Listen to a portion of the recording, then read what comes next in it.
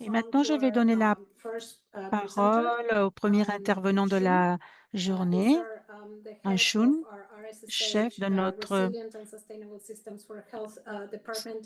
département RSSH, qui va faire la Thank you, présentation de cette Marcella. session. Good Merci, morning, Marcella. good afternoon, and Bonjour good evening, à everyone. tout le monde. Marcella introduced, I'm Shin Je Mabuchi. suis I'm the head of Shushiki RSSH Mabuchi, and Pandemic Preparedness and chef Response. I du will cover the RSSH au sein du introduction and Fonds hand over to mondial. Estrella and Et others je for m'occupe details. des systèmes If de you go to next slide, santé please. résilients et durables. And next, yes, Si vous avez starting from l'ordre a du big jour, picture, nous as allons you are facing commencer this avec every cette day, image Global Health générale. Financing Vous is savez, experiencing a very il y drastic a des change. principes de base qui régissent notre External quotidien au funding, Fonds including mondial. for On HIV, vit TB, and des malaria, is changements très declining very radicaux rapidly. récemment The en ce qui concerne la replenishment of the global fund for the disponibilité de current cycle rate financement was pour very successful in the current paludisme, context, VIH et but we still tuberculose. have C'est less money des than fonds qui se sont 2007. réduits de So façon in this context, considérable. Et Global nous Fund avons is eu making une significant shifts restitution de in the fonds way très we support positive. countries Nous in the avons moins current de cycle fonds rate. que lors du The cycle 5 main précédent. shifts are here. Et ceci One, a des implications accelerate the pour le path to 8e cycle self-reliance de based on countries' en income levels subvention. and D'abord, disease burden. accélérer And two, le progrès vers prioritize l'autosuffisance investments sur la base and des value for niveaux de money revenus de to chaque pays. broadly Par ailleurs, encourage, redéfinir we rigoureusement les priorités discourage et leakage in optimiser our les ressources. information mode for HIV, TB, and malaria Nous and allons others. prioriser et And three, déprioriser un prioritize certain nombre populations that are d'investissements. more at risk. Troisième And then modification, enhance access on va to donner une game-changing priorité aux innovations. populations les plus à And risque. then integrate Et nous allons HIV, TB, intégrer and les malaria systèmes de santé, vaccines la prestation into des countries' services et primary nous allons healthcare and promouvoir broader health l'accès aux systems, which innovations. is a focus of Nous this webinar. souhaitons que la Next slide, please. réponse aux trois maladies soit I will intégrée share a le few plus high-level possible dans les messages systèmes of de integration santé, dans la here, prestation de services. starting from the Si nous avons context in the quelques middle of messages this clés slide. en matière Given the d'intégration, drastic change in global health funding,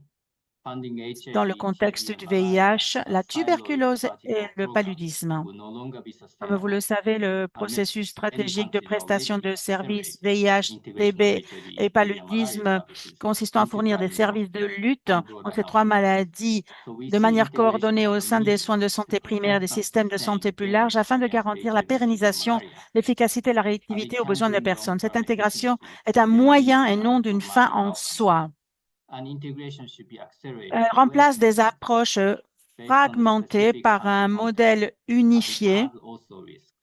qui Next slide, maximise please. l'impact et favorise l'équité et And la integration can mean many different redevabilité à things. So travers les what nouvelles do we réalités. mean by On doit faire cette integration here? intégration selon chaque This slide shows contexte. country examples already funded Ici, vous through our voyez grants. comment For you to il y have a a good quelques sense of what exemples de kind of pays integration we are où aiming to see cette more intégration in est the next déjà cycle. So promue I'll pick a avec few country une examples. approche On service de delivery integration on the left, soutenabilité ou durabilité. Nous allons Afghanistan and partager Mongolia quelques have exemples. À integrated gauche, prestation de TB and services. HIV Nous avons le services cas with a d'Afghanistan où package of les basic health services de lutte services. contre la This tuberculose sont resulted in a intégrés dans rapid le pack increase de in services de santé de TB base funding de and la other santé services. primaire et dans le paquet de services And on hospitaliers de human base. resources for health integration in the middle, Concernant les Kenya, ressources Tanzania, and humaines pour Nigeria la are santé et pour les investing in good travailleurs de la health santé education communautaire, and la health colonne workers centrale, on vous savez que HIV, TB, le and malaria Kenya, services Tanzanie et in Nigeria entry level and investissent dans la post-secondary. santé à la And in Zimbabwe, préparatoire. Donc, formation initiale du countries of personnel de la santé à excellence in l'intégration des human services resources VIH, for health tuberculose et compact paludisme dans les soins that prénatals transitioned et externally postnatals. funded Il y a aussi vertical roles une into initiative régionale subsidiary contre la roles based on résistance the à common l'artémisine. exchange mechanism.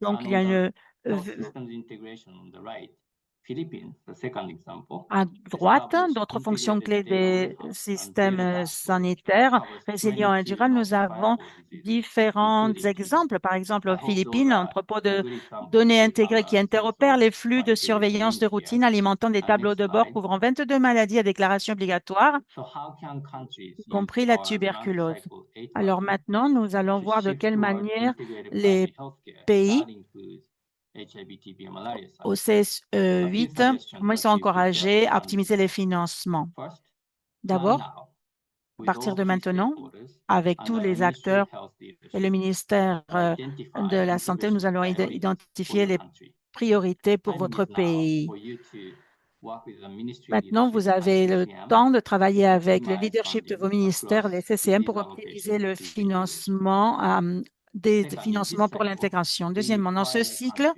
to submit on demande full aux pays funding requests for d'envoyer toutes les eligible disease demandes components on RSSH pour in les February. composantes maladies éligibles et pour We les also SRPS encourage au cours de la countries même to période d'examen. submit Nous a encourageons single les multi-component pays funding d'envoyer une matrix demande de financement request. unique à composantes multiples si c'est Third, possible. adjust Troisièmement, implementation ajuster rules. les accords de mise en œuvre si For cela est nécessaire. sustainability, we Dans encourage un the objectif national de PR pérennisation, il convient de and sélectionner en CSO as priorité des needed to récipiendaires improve principaux et key des vulnerable sous-récipiendaires populations nationaux and common program management unit et within the Ministry of mettre en place une unité de OHCO. gestion de programmes communes au sein du Lastly, ministère de la Santé quand finance cela est possible. levers Troisièmement, promote utiliser les leviers integrated service financiers, delivery based on your country context. les achats So stratégiques et this is a d'autres very modèles de quick financement fondés overview sur of les extrants. what we Voilà un mean by résumé de integration ce que and what nous we are looking for, and considérons some être suggestions for l'intégration et quelques funding. suggestions But I'll pour le hand over cycle to prochain. Estrella Mais je to vais donner la address parole à with more l'Australie detailed qui va vous donner information plus about the à integration. Estrella, pardon, pas l'Australie, mais à Estrella Over to pour you, vous donner Estrella. davantage d'informations. Merci.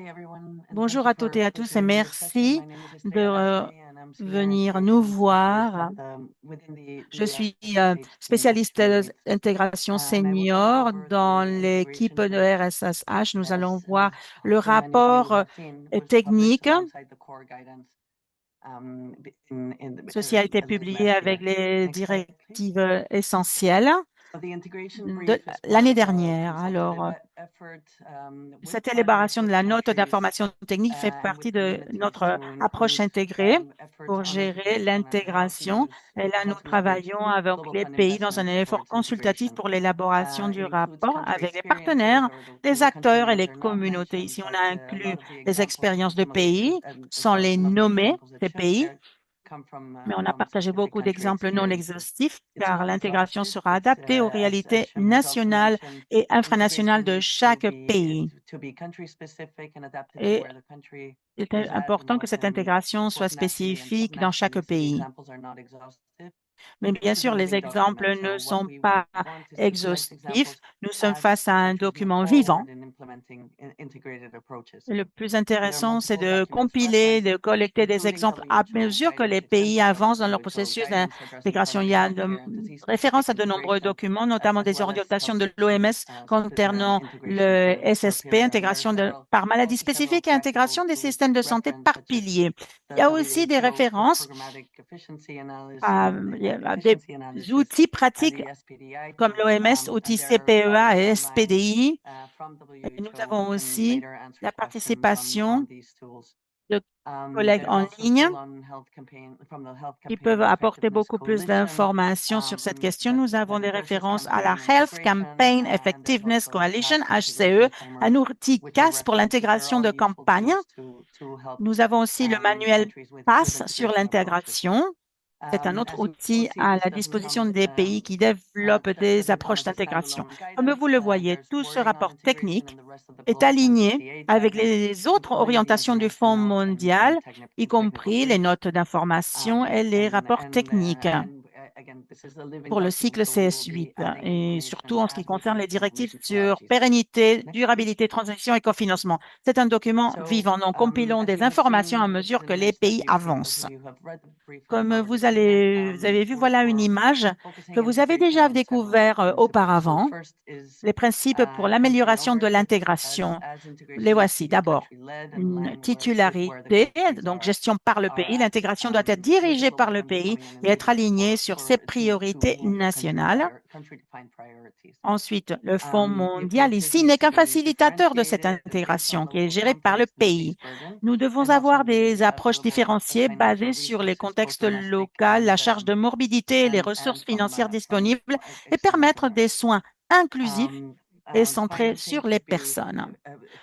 De la même manière, on promeut le financement pour l'impact. Donc, le financement doit soutenir une intégration de qualité, efficace et durable et être guidé par des résultats mesurables ou quantifiables afin de contrôler et de faire un suivi de l'impact sur les résultats en matière de santé. Ce n'est pas un effort isolé ou individuel. Il faut travailler en partenariat. Des partenariats intersectionnelles solides sont essentielles pour harmoniser les efforts au-delà du champ d'action du Fonds mondial. Également, il faut promouvoir la participation communautaire. L'intégration doit être co-dirigée par des représentants des communautés et des populations clés au niveau national et sous-national dans le cadre d'un processus itératif avec toujours une approche du droit à la santé, une approche d'intégration reposant sur le droit à la santé qui promeut l'équité et la responsabilisation à une échelle appropriée. Ensuite, nous avons la planification. Comment planifier l'intégration? Il y a 3 grandes étapes. C'est ce que nous avons voulu partager dans notre rapport technique. Comme je l'ai dit tout à l'heure, tout dépendra de la situation, du point d'évolution des pays dans ce sens. Bien sûr, c'est très, très spécifique dans chaque pays. D'abord, le pays définit ses priorités en matière d'intégration. Il faut évaluer et recenser les efforts existants et les opportunités d'intégration du VIH, TB et paludisme. Il y a beaucoup de documents qui abordent cette question et qui sont très intéressants. Par exemple, nous avons des plans nationaux d'intégration de chaque pays, un plan qui s'appelle Every Woman, Every Newborn, chaque femme, chaque nouveau-né, des plans nationaux du secteur de la santé, des modèles de maturité pour évaluer l'intégration des systèmes de santé. Nous avons des outils d'évaluation des lacunes et des opportunités. Certains ont été développés par le Fonds mondial, mais il y a d'autres acteurs de notre secteur. Nous avons des outils pour évaluer les déficiences et les opportunités, l'outil CPEA de l'OMS. Dans cette première étape, les pays doivent organiser un dialogue pays afin de définir les principales priorités en matière de SSP et de centrage sur la personne. Il faut réfléchir à ce qu'il faut déprioriser tout en préservant l'accès aux populations qui en ont le plus besoin.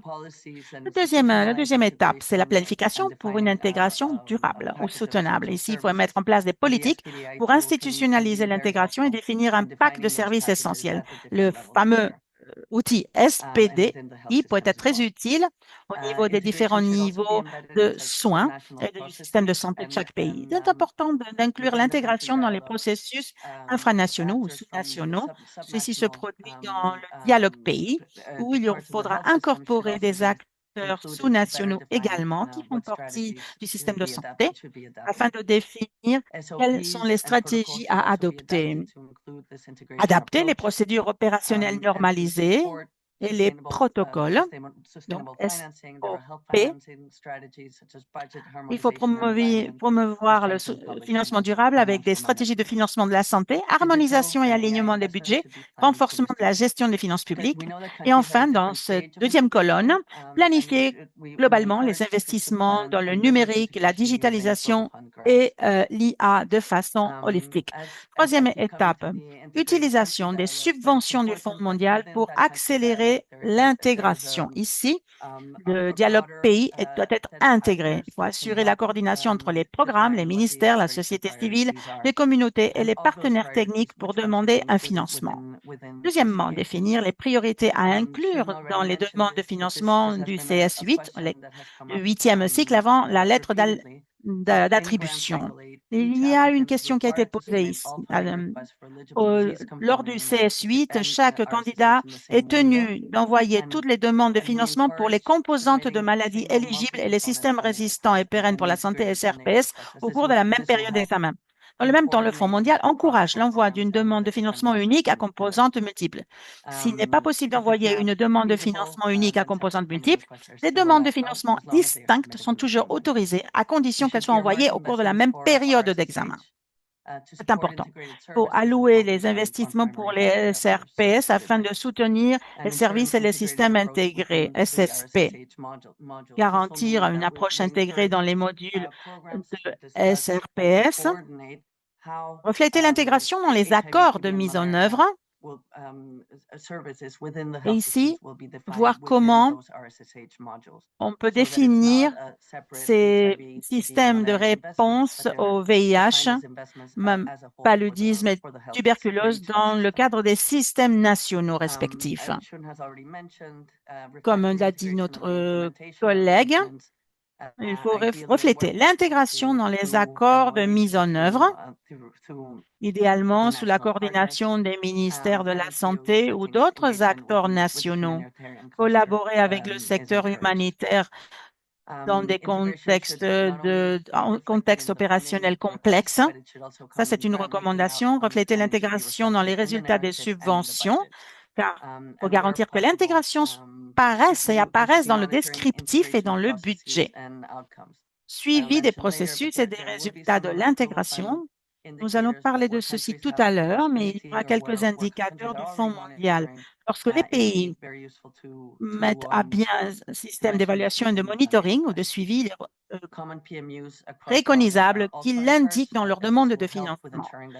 On vous encourage à envisager les UGP communes entre donateurs afin qu'il y ait une coordination et un dialogue entre les donateurs et que l'on puisse utiliser ce financement comme un levier pour le dialogue et l'intégration.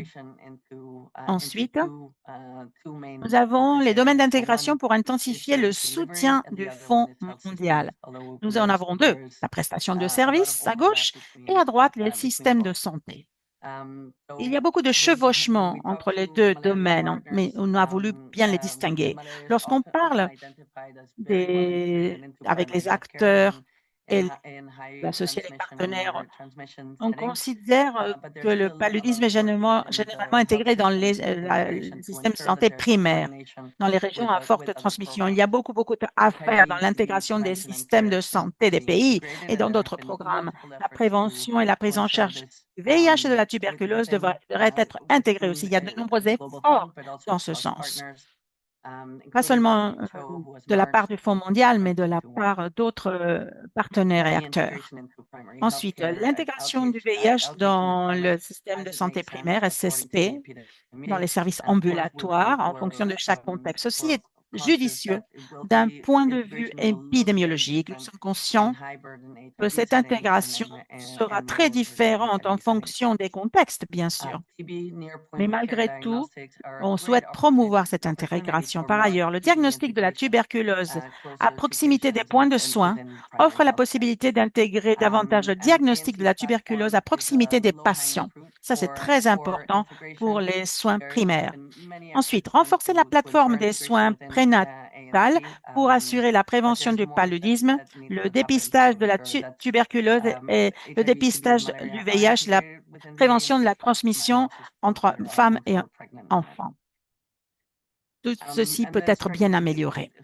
Ensuite, on parle aussi d'intégration des services liés aux maladies individuelles, renforcer l'orientation des patients dans le continuum des soins et intégrer les campagnes. Par exemple, intégrer des campagnes de palu avec d'autres campagnes. Les différentes campagnes liées au palu et différentes campagnes liées à d'autres maladies. Ici, vous avez les exemples. L'intégration des systèmes de santé, c'est une opportunité d'améliorer la coordination et l'efficacité. Ceci, on le verra en détail dans le rapport technique. Nous avons différents secteurs. Par exemple, ressources humaines pour la santé, déployer de façon adéquate le RSH multiprofessionnel ou polyvalent. On encourage à former le personnel clinique, à réformer le partage des tâches. On l'a vu dans d'autres modèles aussi pour le VIH, par exemple. Concernant les systèmes de laboratoire, on encourage les unités partagées, par exemple, promouvoir soutenir la budgétisation, la gestion et la supervision intégrée des interventions de renforcement des systèmes de laboratoire. Système d'information sanitaire et données stratégiques. Ça, c'est la troisième colonne. Par exemple, inclure tous les systèmes et outils SIS dans l'outil national renforcer les capacités du personnel en matière de systèmes de données numériques, consolider les fonctions essentielles des données, assurer l'interopérabilité des systèmes de données afin de rendre facile leur partage et renforcer l'architecture numérique nationale, garantir les droits numériques. Ensuite, système de la chaîne d'approvisionnement. Utiliser le système d'information de la chaîne d'approvisionnement interopérable et indépendant des produits. Soutenir la gouvernance coordonnée de la chaîne d'approvisionnement. Et en ce qui concerne les systèmes communautaires, quelques exemples, on parle de promouvoir, d'intégrer le monitoring dirigé par le communauté. Donc, utiliser les données de comportement social en surveillance, intégrer le suivi dirigé par la communauté et enfin, financement de la santé. Renforcer les systèmes de financement et intégrer le VIH, la tuberculose et le paludisme dans le financement national. On a un autre exemple. Soutenir les analyses de coûts et d'efficacité, coût-efficience, financement mixte, quoi. Ici, notre question que nous avons reçue aujourd'hui, c'est cette diapositive. L'intégration élargit la portée des investissements du Fonds mondial, augmentant la couverture et créant des gains d'efficacité. Ici, ce que nous voulons mettre en exergue, c'est que cette approche soit plus centrée sur les personnes et améliorer ainsi les résultats en matière de santé. Ici, nous avons plusieurs activités qui vont améliorer ces résultats et ensuite, il y a d'autres qui vont contribuer à améliorer l'économie des coûts et à augmenter l'efficacité. Par exemple, nous savons que ces services intégrés, les différents services améliorent les résultats pour la santé en général. Donc, on va promouvoir une meilleure intégration des systèmes de santé. Bien sûr, il y aura toujours des risques. L'intégration comporte des risques et des coûts initiaux. Elle doit être accélérée lorsque cela s'avère pertinent, avec des stratégies claires d'atténuation des risques et d'adaptation. Dans chaque cas, nous allons toujours nous adapter au cas de figure de chaque pays. Par exemple, il y a des risques liés aux coûts initiaux, donc la colonne de gauche. Donc, quel risque? Pour la formation, le système numérique de santé. Dans la stratégie d'atténuation, qu'est-ce que ça serait? Veiller à ce que le budget soit suffisant pour les investissements initiaux d'intégration, garantir une coordination appropriée entre les programmes, les systèmes de santé et les niveaux de soins. Et les activités intégrées peuvent être complexes. C'est difficile de chiffrer les coûts, donc cela peut être utile de calculer pour faciliter la prise de décision à moyen et long terme. Ensuite, il y a un autre risque, la dilution de la qualité. On peut compromettre la qualité des services VIH, TB et PALU si le personnel de la santé sont surchargés ou ils n'ont pas une formation adéquate. Il peut y avoir des risques de stigmatisation, de discrimination et une réduction de la prévention adaptée aux populations clés vulnérables. L'atténuation, c'est quoi ici? Une mise en œuvre progressive, fournir les bases pour l'apprentissage et l'adaptation. Ensuite, soutenir la transition avec la réforme du partage des tâches, la formation initiale, les approches d'apprentissage mixte, l'amélioration continue de la qualité et adapter les services pour garantir la sécurité et la confidentialité des patients. Concernant le risque de fragmentation, il y a des budgets cloisonnés, des structures programmatiques verticales, la résistance au changement. Ça peut entraver le financement conjoint, la planification et la mise en œuvre de la gouvernance nécessaire à l'intégration. Il y a des stratégies d'atténuation comme identifier les possibilités d'intégration pour des catalyseurs plus larges. Ensuite, évaluer dans quelle mesure il peut être nécessaire d'adapter les structures de gouvernance infranationales. Pour atténuer tout cela, il faut garantir la participation communautaire parce qu'il y a un risque pour l'équité. Donc, assurer la participation communautaire, y compris des populations les plus exposées, les inclure dans la planification, la conception et le suivi des activités, et avoir des approches adoptées comme la contractualisation sociale et le suivi dirigé par la communauté.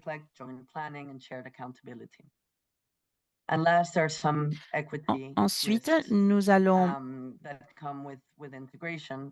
ça c'était les risques de la fragmentation et d'équité. Les modèles peuvent involontairement exclure ou négliger des populations marginalisées.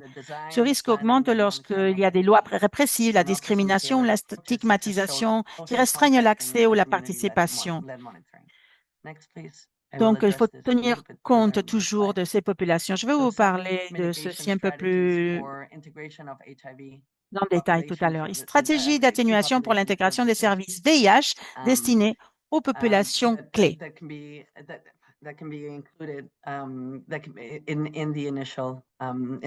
Cela peut être inclus dans la stratégie initiale.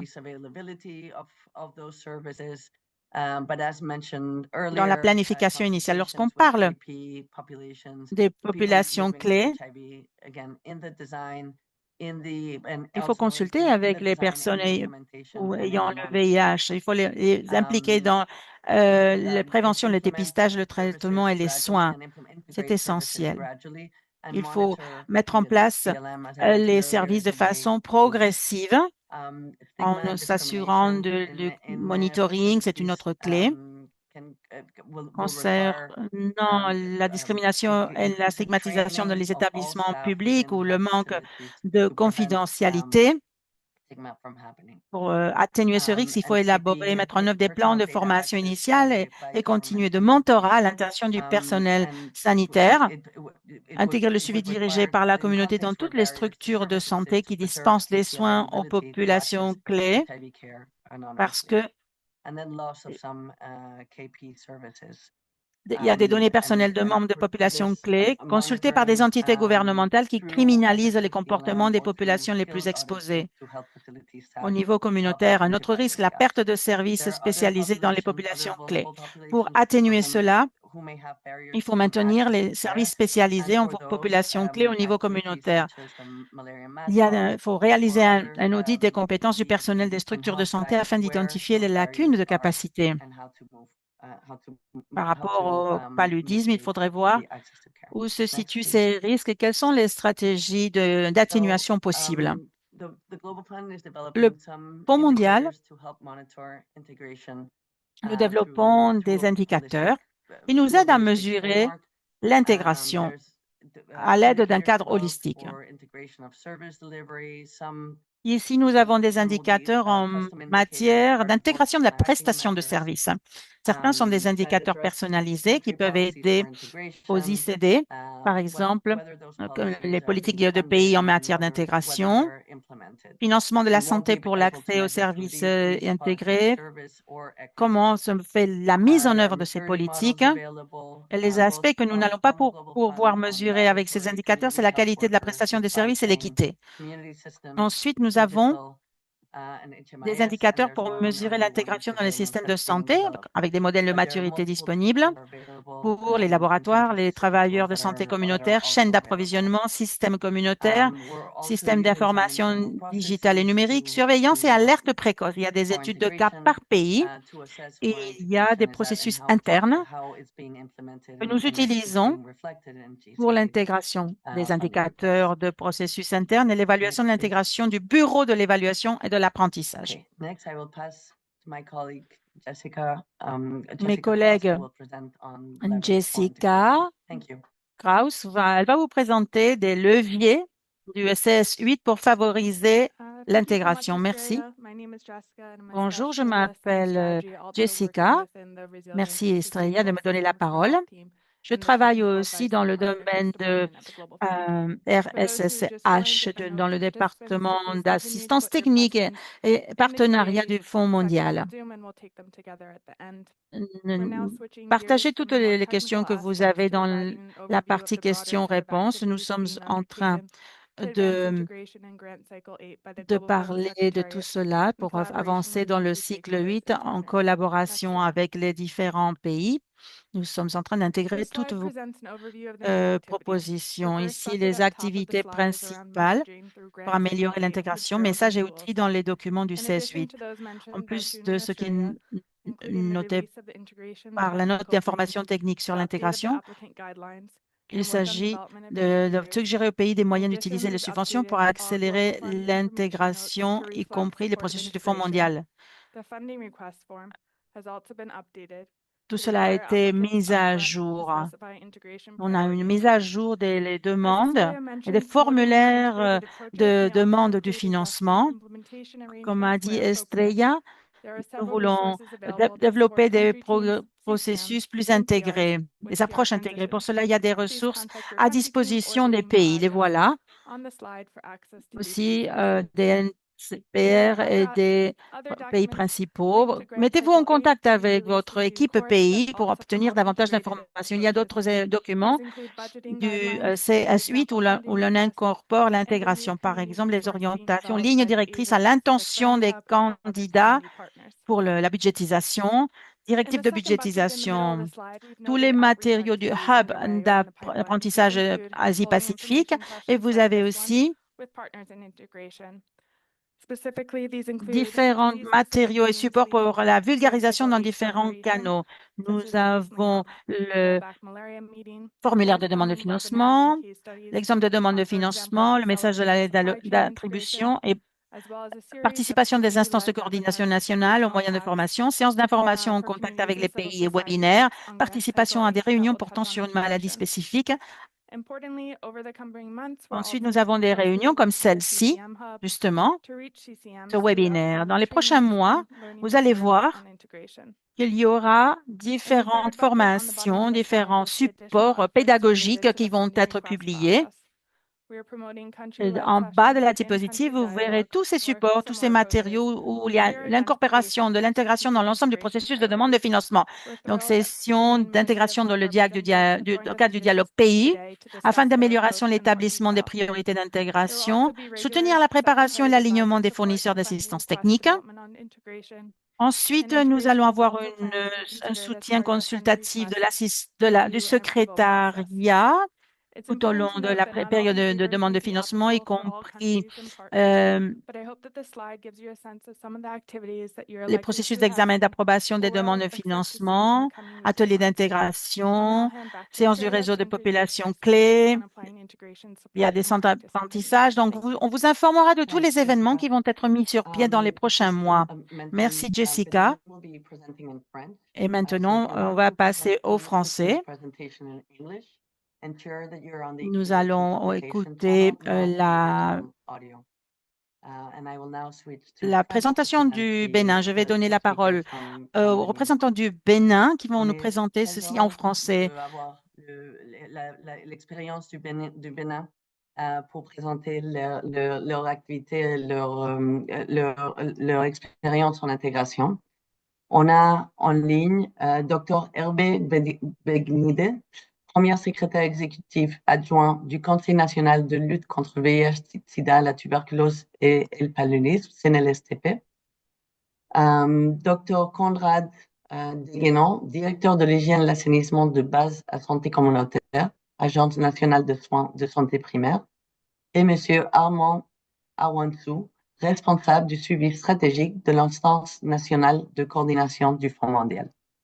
Merci beaucoup et à vous à Cotonou. Merci, Madame la Présidente. Mesdames et Messieurs les responsables du Fonds mondial, représentants des gouvernements, des partenaires, des organisations internationales, de la société civile, chers consultants, le gouvernement du Bénin, et en particulier Monsieur le ministre de la Santé, président du CNLSTP, exprime sa profonde gratitude au Fonds mondial pour cette initiative stratégique et pour l'opportunité offerte à notre pays de présenter son expérience. À travers cette présentation conduite à 3 voix, le Bénin souhaite illustrer une vision claire et une dynamique collective d'intégration. Next.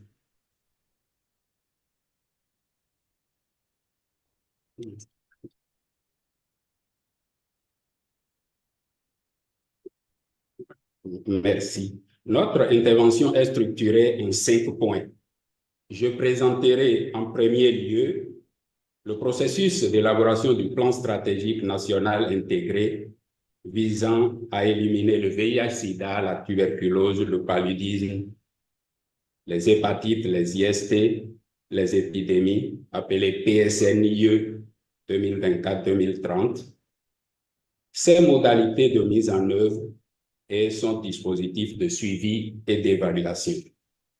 Les deux autres collègues exposeront successivement l'alignement structurant du plan avec la politique nationale de santé communautaire et enfin les perspectives du Bénin dans le cadre du GC8 à la lumière des enseignements issus de l'atelier national sur l'intégration des services. Next.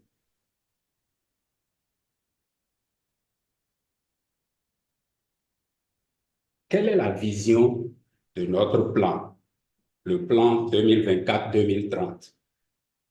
Il expose une vision transformatrice, à savoir, à l'horizon 2030, le Bénin renforce sa plateforme de gouvernance intégrée et performante de la riposte nationale aux maladies prioritaires qui tient compte des enjeux d'égalité de genre et de droits humains et assure la synergie et l'efficacité dans la lutte contre ces maladies.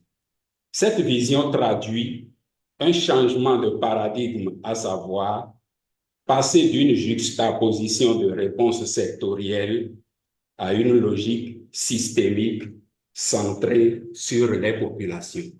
Next.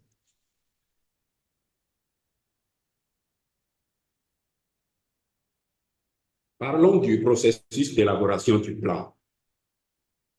Dès 2016, le gouvernement béninois a affirmé une ambition claire qui est de capitaliser sur la maturité des programmes de lutte contre les maladies prioritaires afin de permettre leur intégration pour plus d'efficacité. C'est sur cette base qu'a été élaboré le premier plan 2020-2024, ainsi que celui en cours actuellement 2024-2030. Le processus a été conduit selon un principe fondamental d'appropriation nationale, sous le leadership politique du ministre de la Santé et avec une coordination technique assurée par le CNLSTP. L'élaboration s'est vraiment appuyée sur un dialogue pays inclusif et structuré, associant les programmes maladies, les sectoriels du One Health, les programmes sectoriels au sein des ministères, les partenaires techniques et financiers, les organisations de la société civile et les communautés ainsi que les consultants, avec une analyse conjointe des réponses et l'identification des points de convergence. Le processus a également capitalisé sur les enseignements issus de l'évaluation du plan 2020-2024 à travers une analyse documentaire approfondie et des entretiens ciblés avec des acteurs clés. Next.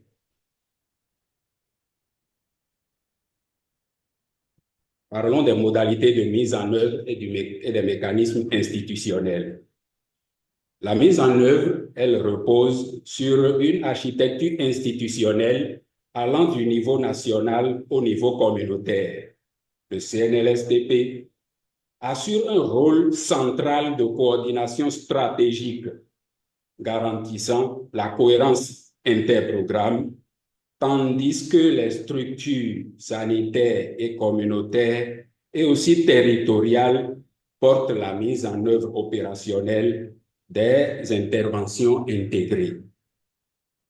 Cela permet de concilier l'intégration, la proximité des soins et l'implication des autorités locales, du secteur privé, des organisations communautaires et une redevabilité clairement définie à chaque niveau.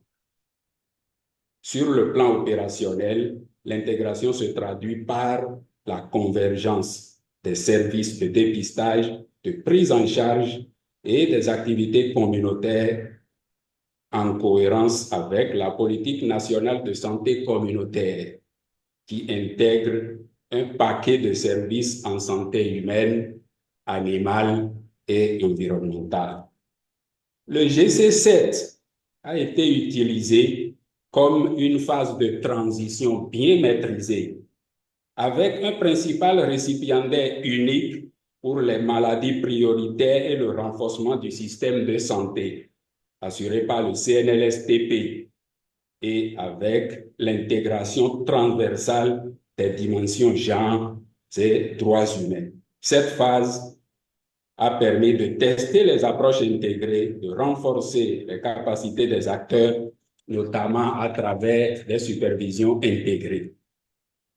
Ces acquis constituent aujourd'hui une base solide pour une optimisation plus structurante de l'intégration sur GC8. Next.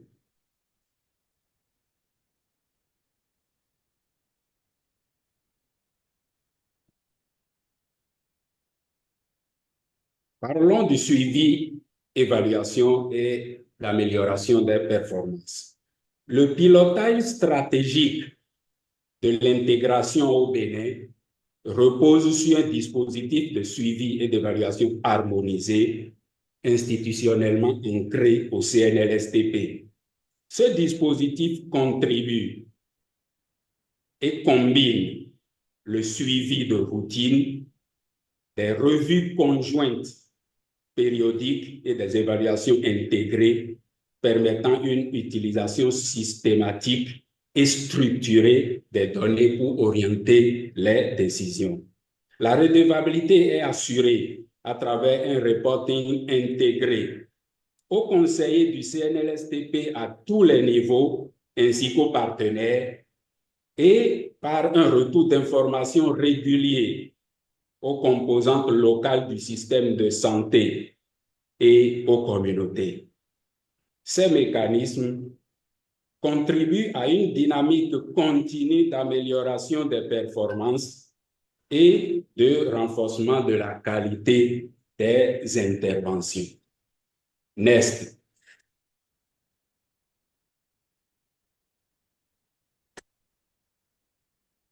Alors, qu'en est-il de l'alignement donc de plan stratégique avec la politique nationale de santé communautaire? Cet alignement se fait autour d'une vision commune, la vision One Health. Et cette vision a comme objectif donc d'améliorer les indicateurs de santé en intégrant donc les 3 types de santé, mais également en mettant en place un cadre de gouvernance pour permettre l'élimination des maladies et briser donc les silos verticaux. Et l'alignement se fait également à travers 3 autres structures, à savoir l'intégration donc des acteurs communautaires que sont les relais communautaires et les agents de santé communautaires qualifiés. Ceux-ci s'occupant donc de la prévention et de la sensibilisation donc des maladies prises en charge par le plan stratégique, conformément donc à leur paquet d'activités qui est intégré. Il y a également la décentralisation et l'ancrage local. La politique nationale de santé communautaire établit donc la composante locale du système de santé, COLOS, comme une extension du système de santé au niveau des villages et quartiers. Et le plan stratégique s'aligne également sur ce maillage en confiant la coordination opérationnelle aux instances décentralisées, et en s'appuyant également sur les élus locaux et les chefs de village pour la mobilisation. Et enfin, le dernier pilier est le système de surveillance qui doit être unique. Ainsi, conformément donc à la politique de santé communautaire, ce système unique permet donc une alerte précoce au niveau communautaire et naturellement donc en prenant en compte donc les maladies prises en charge par la PSNE et l'approche One Health. Next.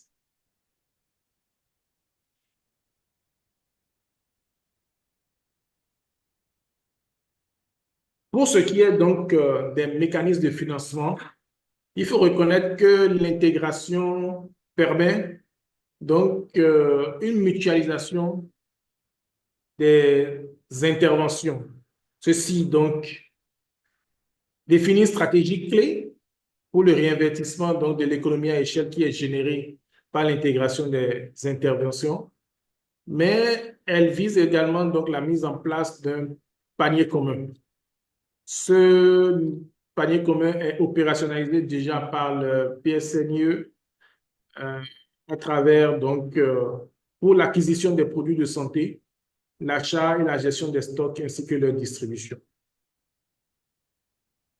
Il y a le financement local et la pérennité qui est également un des mécanismes de financement du processus. C'est l'une des caractéristiques fondamentales donc, du programme avec l'institutionnalisation de la ligne budgétaire Fadel Santé communautaire, qui est une ligne budgétaire alimentée par le gouvernement, très importante. Et le PSNIE, donc, intègre également cette approche en plaidant pour une augmentation de la contribution des collectivités territoriales au financement de la lutte contre les maladies prioritaires. Enfin, la contribution du secteur privé est également souhaitée pour renforcer et diversifier les sources de financement. Next.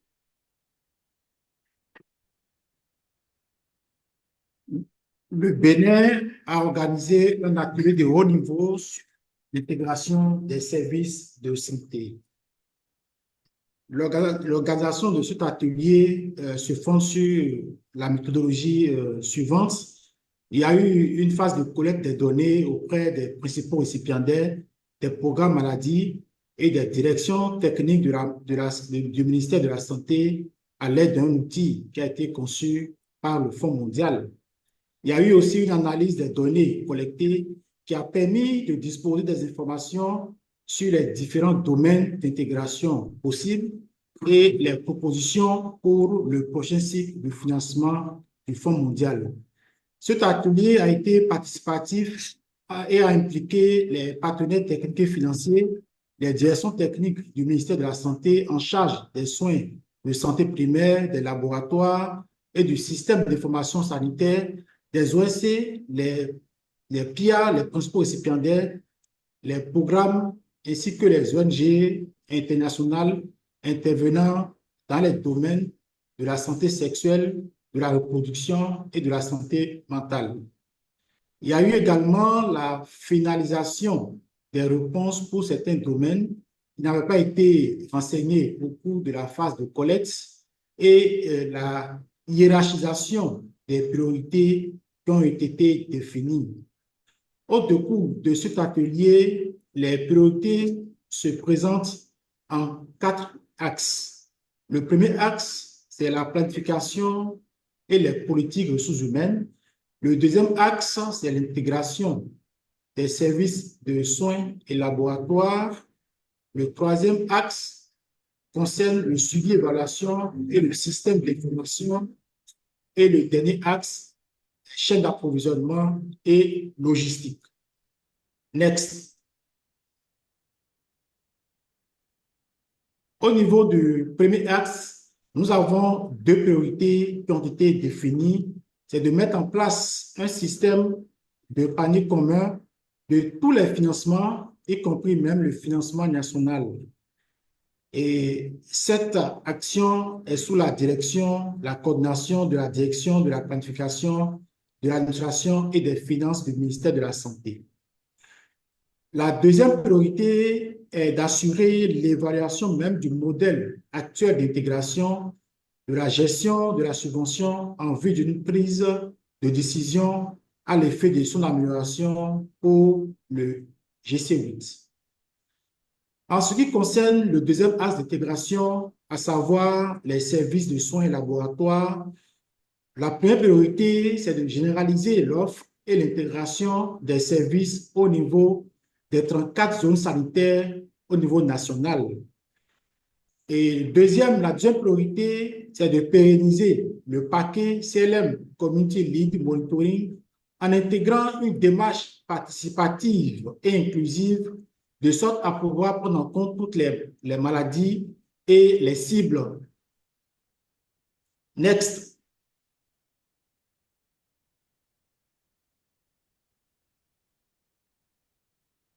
Le troisième axe suivi évaluation système d'information, c'est d'assurer l'intégration du programme TB au niveau de la plateforme DHS2, de renforcer la coordination des programmes axés sur l'intégration de tous les domaines de prestation de services du programme. Au niveau du dernier axe, chaîne d'approvisionnement logistique, la première priorité, c'est de réaliser l'interopérabilité entre le système de visualisation des données logistiques et le système d'information électronique de gestion logistique et de mettre aussi en place un système intégré de distribution des produits de santé au niveau de tous les programmes. Next. Next. Ensuite, nous avons assuré la mise à jour donc, de la feuille de route au décours de cet atelier et des activités spécifiques seront prises en compte lors du prochain dialogue pays. Merci à tous pour l'attention.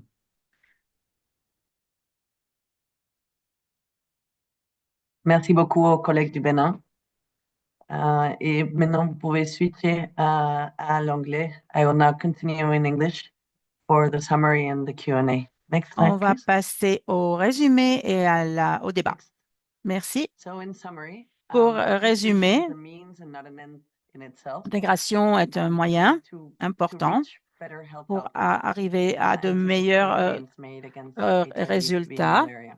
pour It la lutte contre les trois maladies. Cela dépend du contexte et des priorités nationales et sous-nationales. Cela ne sera pas le cas dans tous les lieux en même temps, bien sûr.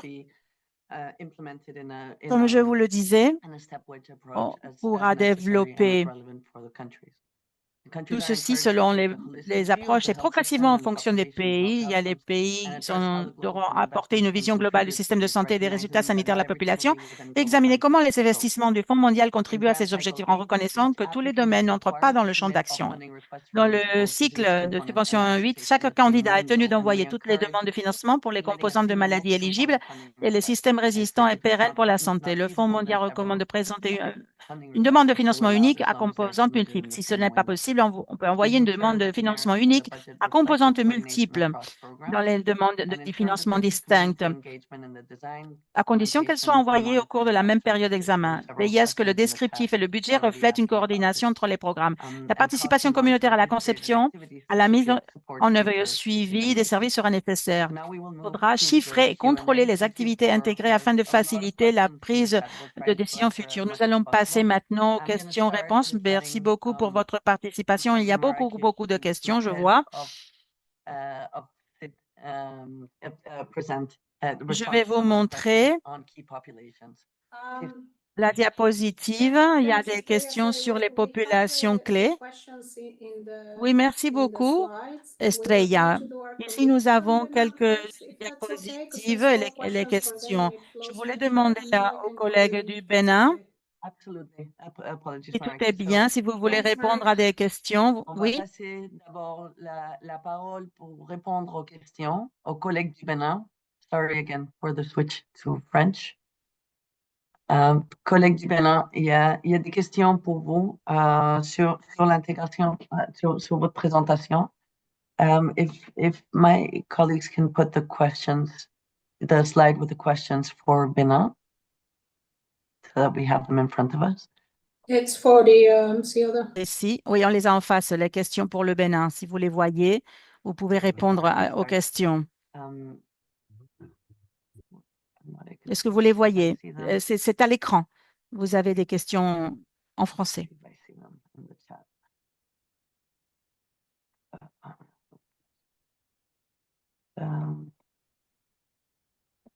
Okay, Estrella, maybe we go with this slide and then we move to Bénin. Sorry about that. On va d'abord répondre à ces questions, on passera au Bénin. Oui, j'ai une question pour le Bénin ici. Première question. Je vais vérifier. Vous avez ici les questions. Le cadre de responsabilité multisectorielle. Le collègue de Bénin, est-ce que vous avez entendu? Le son s'est coupé. Hein? Excusez-moi un peu pour la question, le son s'est coupé. Did you have... Est-ce que les collègues du Bénin, docteur Hervé, est-ce que vous pouvez sortir le mute pour répondre? Si vous avez entendu la question. Est-ce que vous pouvez répondre à la question? La question, c'est si le Multi-Sectoral Accountability Framework de l'OMS a été utilisé pour votre processus d'intégration.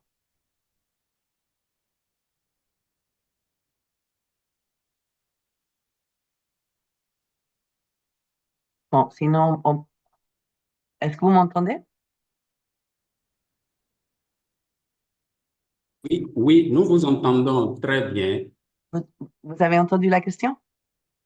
Oui. La question numéro 2. La question numéro 1 dans le chat.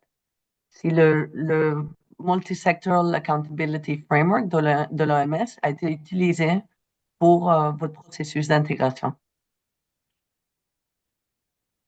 Merci.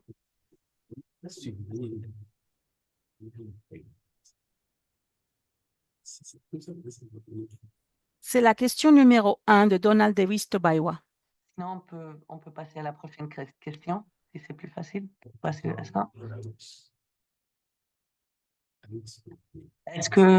Quelle est la prévalence du VIH, tuberculose et du paludisme et des hépatites au Bénin?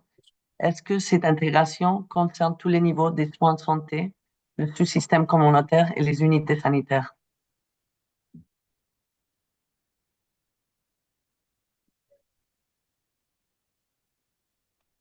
OK.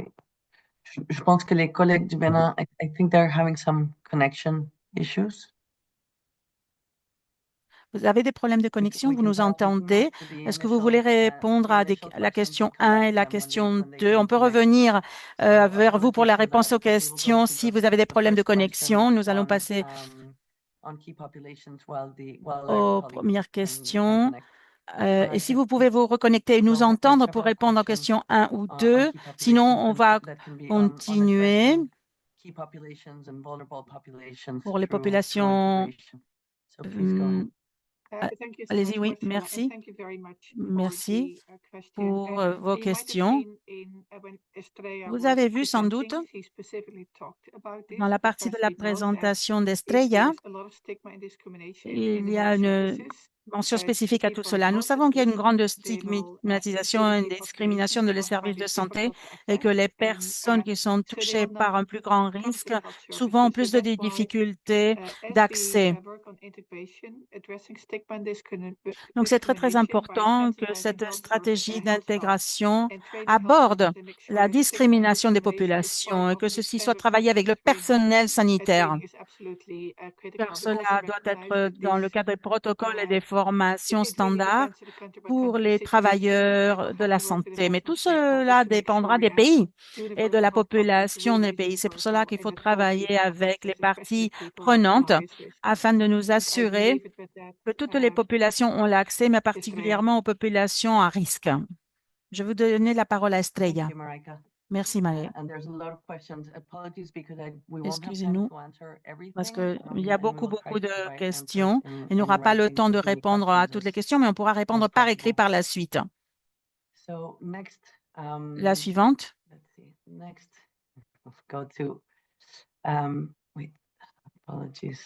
Il y a d'autres questions qui apparaissent. Il y a plus de questions sur l'intégration. Je vais regarder d'autres questions qui apparaissent. Au-delà des 3 maladies, sida, TB, paludisme, est-ce que le contexte d'un pays peut intégrer les hépatites? La question est combien on peut financer? Est-ce que au-delà d'autres maladies? Y avait-il des ressources du Fonds mondial pour travailler avec l'hépatite? On peut intégrer les hépatites, on peut intégrer le VIH dans les départements ambulatoires, dans les services ambulatoires de santé. Il y a déjà quelques études qui ont été réalisées, quelques lignes d'action pour l'intégration qui ont été partagées par l'équipe de VIH et aussi par d'autres collègues qui travaillent sur d'autres maladies. Il y a aussi des directives de l'OMS disponibles. Je ne sais pas si des collègues souhaitent ajouter quelque chose, peut-être dans le chat, si vous le voulez. Troisième question. Est-ce que le Fonds mondial va mettre des ressources disponibles pour soutenir le principe de ces réformes systémiques à long terme?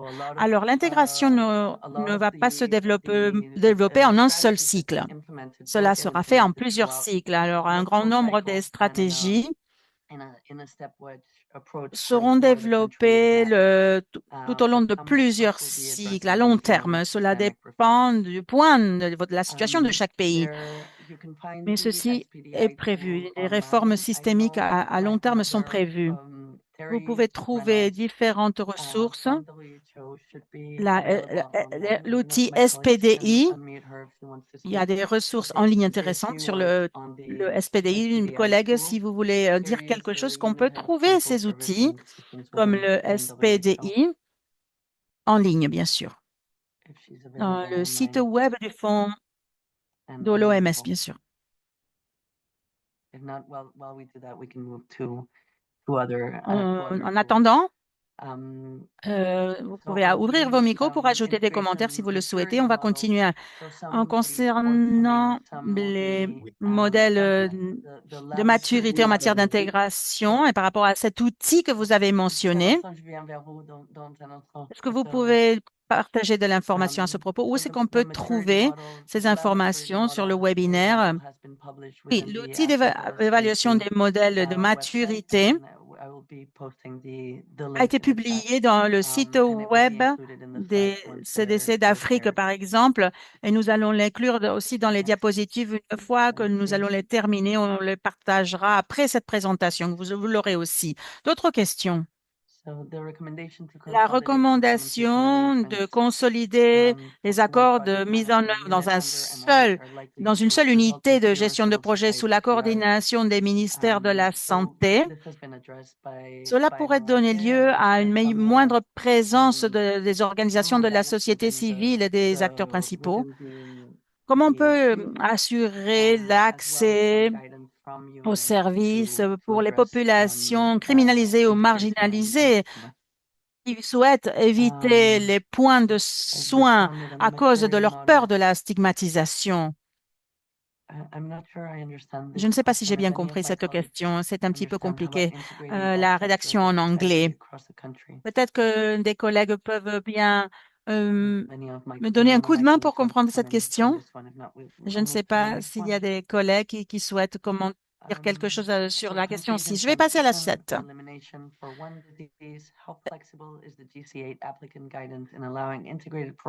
Pour les pays en transition ou élimination d'une des maladies, que le niveau de flexibilité du guide de demande GC8 pour permettre une programmation intégrée entre différents composants de maladies et RSSH et quelles évidences attend le Fonds mondial? Qu'est-ce que vous souhaitez recevoir, vous, le Fonds mondial sur les processus de dialogue pays? Nous, on veut savoir que ces dialogues nationaux, ces dialogues pays, vraiment, la réponse, c'est oui, bien sûr, on est flexible. C'est important de compter sur une grande variété de participants et de partenaires nationaux, mais aussi des partenaires externes qui participent dans le dialogue pays, dans le dialogue national, afin de s'intégrer par la suite dans le système de santé. Dans cette demande de financement, vous allez trouver une rubrique où vous pourrez inclure vos priorités d'intégration pour chaque pays.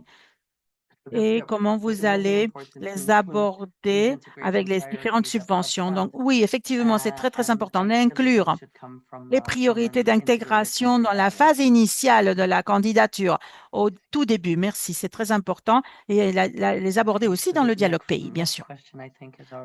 Une autre question. Je pense qu'elle a déjà été répondue, me semble-t-il. C'est la question sur la monitorisation dirigée par la communauté. Nous allons passer à la diapo suivante. Estrella, if Marika can come back for this Estrella, je crois que Marika peut revenir pour répondre à cette question, non? Oui, avec plaisir. Maintenant, c'est trop tôt pour répondre à la question parce que les documents ont été publiés vendredi dernier seulement. Donc, nous allons devoir lancer un processus de consultation avec les parties prenantes et les partenaires du Fonds mondial. J'aimerais souligner que nos priorités sont liées à la prévention, le soin, les services aux communautés. Nous allons aborder les implications potentielles de ces nouvelles règles. Estrella, on peut continuer. Question numéro 12. Est-ce que des collègues de VIH et tuberculose aimeraient apporter des informations? La réponse à cette question, vous l'avez déjà dans les directives pour le 7e cycle. Et dans les différentes directives, vous les avez aussi dans le cadre de l'OMS. Et là, on peut voir qu'il existe différentes options de diagnostic de tuberculose et aussi sur les recommandations VIH. Et s'il y a des collègues qui souhaitent dire quelque chose à ce propos? Non? Alors, on peut continuer. Alors, j'ai vu qu'il y a une série d'activités transversales dans le composant des systèmes de santé résilients et durables, RSSH, qui ont à voir avec un composant de maladies spécifiques. Toutes ces activités transversales peuvent être priorisées dans le composant RSSH. Oui, dans cette demande unique de financement, les modèles de RSSH devrait inclure les composants de VIH, tuberculose et paludisme. Et nous, surtout à partir de l'approche du système de santé. Par exemple, dans le modèle de la chaîne d'approvisionnement, lorsqu'on a par exemple des entrepôts, dans l'entreposage, on peut l'intégrer pour les 3 maladies. Au lieu d'avoir des entrepôts différents pour le stockage séparés pour chaque maladie, on pourrait les mettre en commun. Il y a d'autres priorités, par exemple pour les systèmes de laboratoire, pour le transport d'échantillons intégrés. Ça peut s'inclure dans les RSSH. C'est des modules pour les laboratoires. Il y a des exemples pour le faire dans le rapport technique. Vous les trouverez là-dedans. Ils ne sont pas exhaustifs. Et cela on pourrait incorporer davantage d'exemples. Alors, Estrella, nous allons passer aux questions pour les collègues du Bénin parce qu'il y en a plusieurs. Nous voudrions profiter que nos collègues du Bénin sont là. Oui, nous n'avons que 15 minutes. Alors, mes collègues de Bénin, est-ce que vous êtes là? Oui, nous sommes bien là. Super. Donc, on passe à vos questions. Donc, la première question, il s'agit de vérifier si le MAF de l'OMS a joué un rôle central dans le processus d'intégration visant à soutenir le système de santé et communautaire. Oui, nous pouvons vous confirmer que les orientations de l'OMS ont été bien prises en compte dans le cadre de l'élaboration du plan stratégique national intégré visant l'élimination des maladies, mais également notamment au niveau de la politique nationale de la santé communautaire qui est bien intégrée dans le cadre de ce plan. Merci beaucoup. On va passer à la prochaine question. Quelle est la prévalence du VIH, tuberculose et du paludisme et les hépatites au Bénin? Cette intégration concerne-t-elle tous les niveaux de soins de santé, c'est-à-dire les soins de système les sous-systèmes communautaires et les unités sanitaires? À vous. Merci beaucoup. Pour ce qui concerne les prévalences concernant le VIH-Sida dans la population générale, elle est à 0,8%, donc c'est moins de 1%.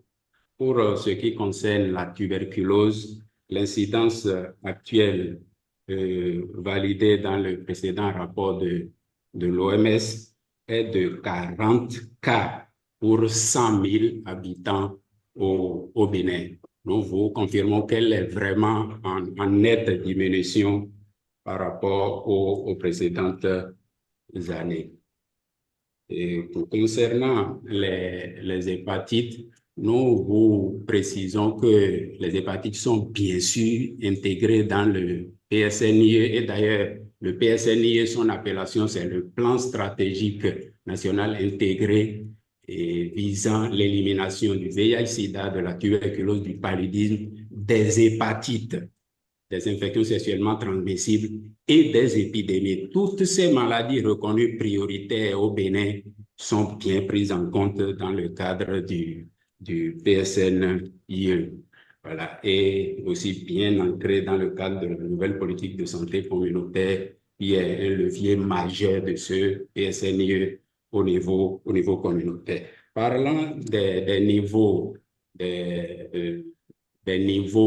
où l'intégration se passe. En fait, la question de l'intégration, elle est holistique, elle est exhaustive à tous les niveaux de la pyramide sanitaire au Bénin. Comme nous l'avons dit, déjà au niveau central, il y a un pilotage politique par le ministre de la Santé et le CNLSTP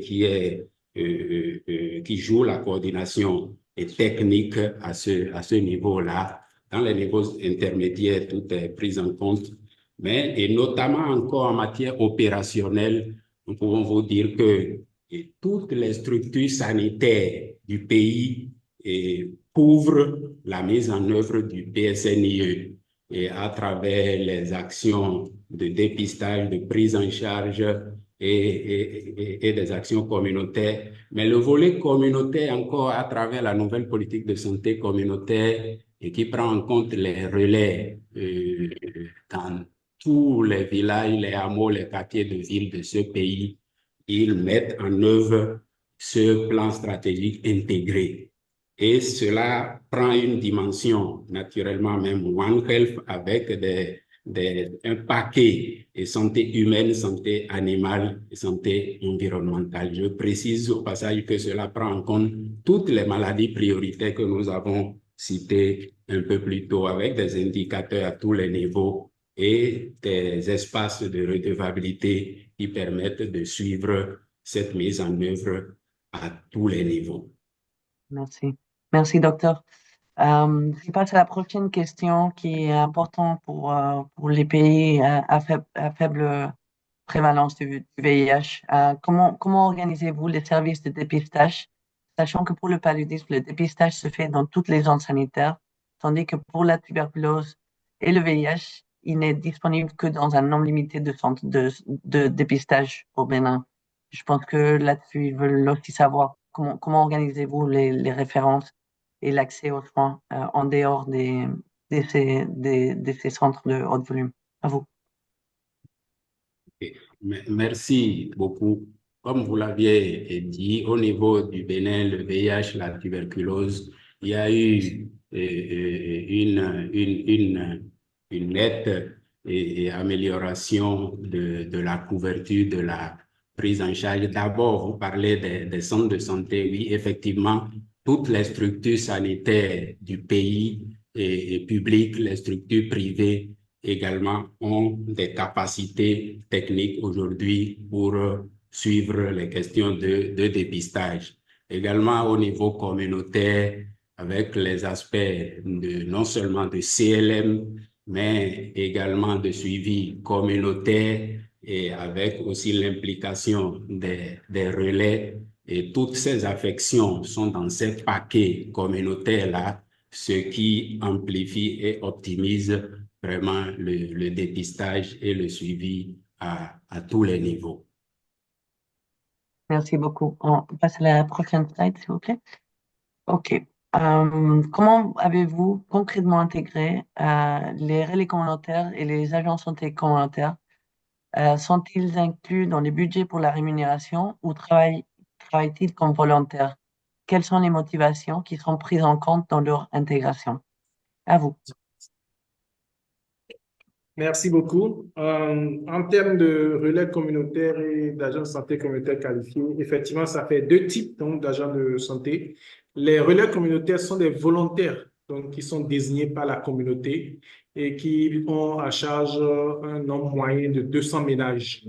Ils ont à charge.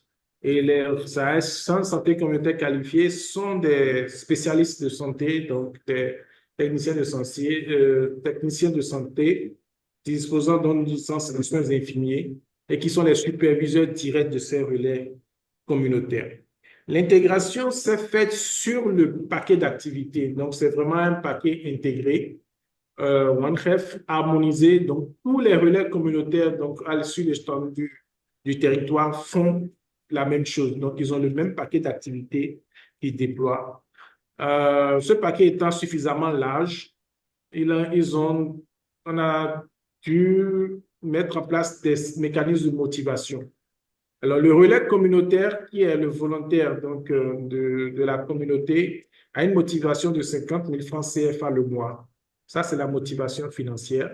Mais avec comme mécanisme de motivation non financière, il a un vélo pour se déplacer, il a un badge, et puis d'autres mécanismes qu'on met en place au niveau de la communauté pour motiver donc le relais de manière non financière.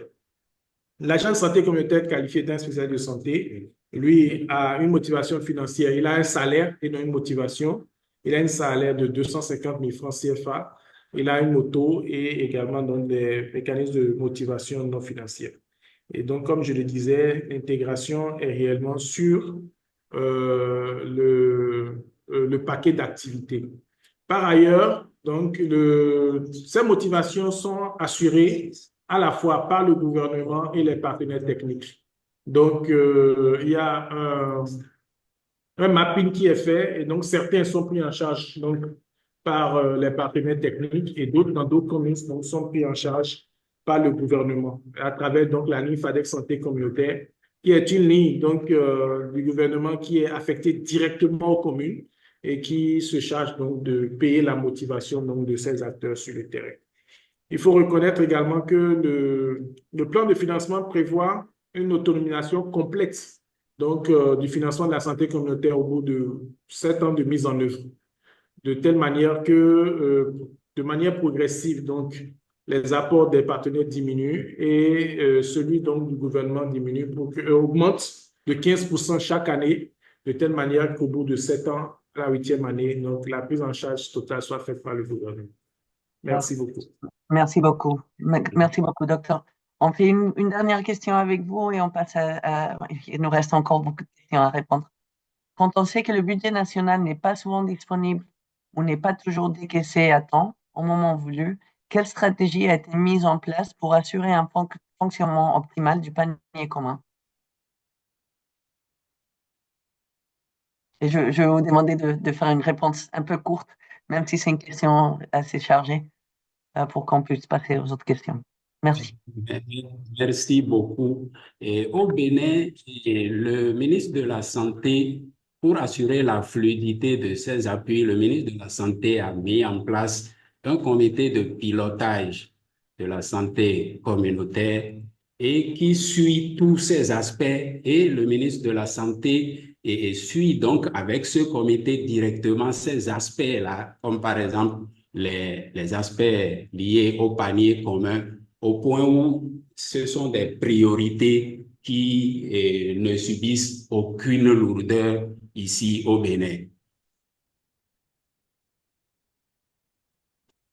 Merci. Okay, I will move back to English. Je vais passer à de nouveau à l'anglais. J'arrête pas de passer d'une langue à l'autre, excusez-moi, et je vais essayer de répondre à certaines questions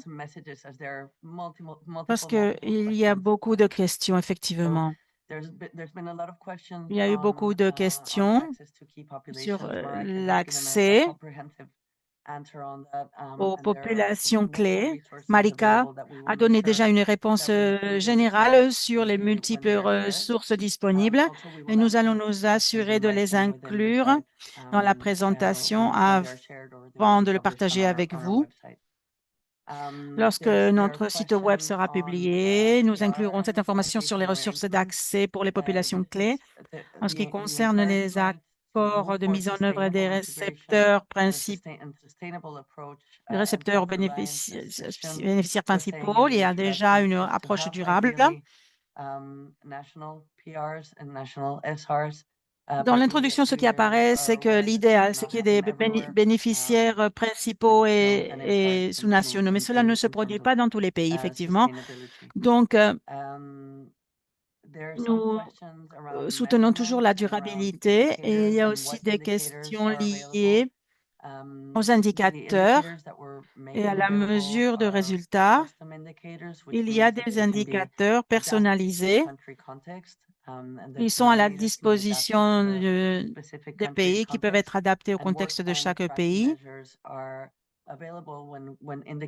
Et nous avons prévu de publier des mesures de suivi pour faire la supervision et le contrôle des différentes stratégies. Voilà quelques-unes des questions que j'ai lues. Je vais regarder un petit peu celles qui me manquent. Je ne sais pas si je peux répondre encore à 2 questions avant de terminer la session Zoom. En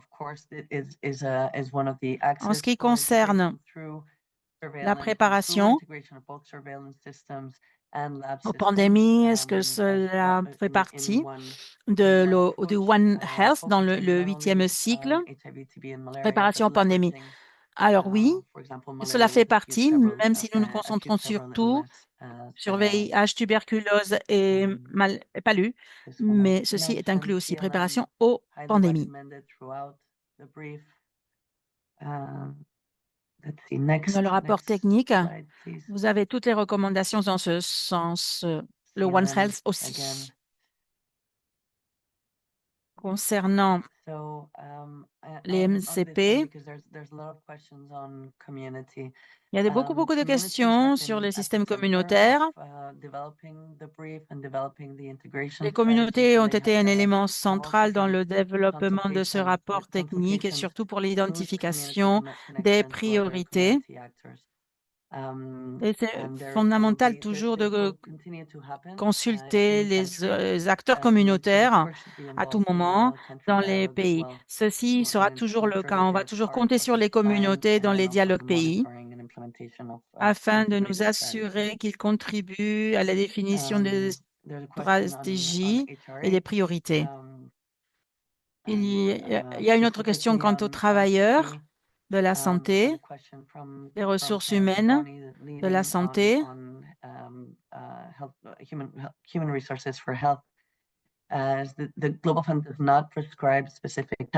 Comme on l'a dit dans la présentation, ce qui concerne les soins primaires de santé, lorsqu'on peut traiter les patients qui ont la tuberculose, quelle est la couverture de population qu'on peut avoir par docteur et par infirmière?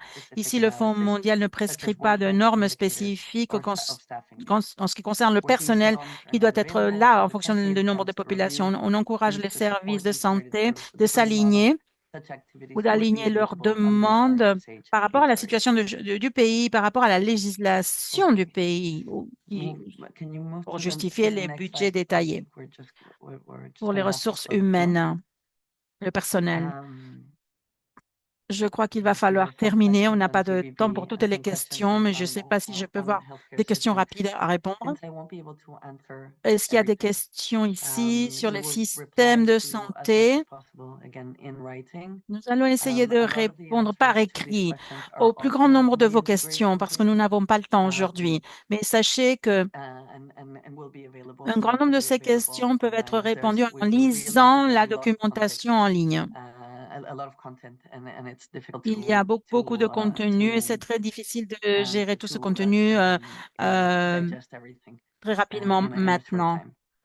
On ne peut pas tout assimiler en très peu de temps, je le reconnais. Alors, j'aimerais remercier tous les participants, toutes les personnes qui ont assisté à cette session Zoom. Merci de vos contributions, de vos questions. Merci beaucoup. Ça, c'est un document vivant, bien sûr, et c'est important de le mettre à jour avec vos expériences dans vos différents pays. Nous aimerions aussi encourager les pays à apprendre et à tirer des enseignements d'autres pays, comme l'a fait Bénin, qui est un exemple formidable d'intégration au niveau national. Je sais qu'il y a beaucoup de pays qui commencent à adopter ces approches intégrées et qui utilisent des outils d'intégration. C'est très important d'apprendre sur les bons exemples d'autres pays. Merci beaucoup. Merci de votre présence.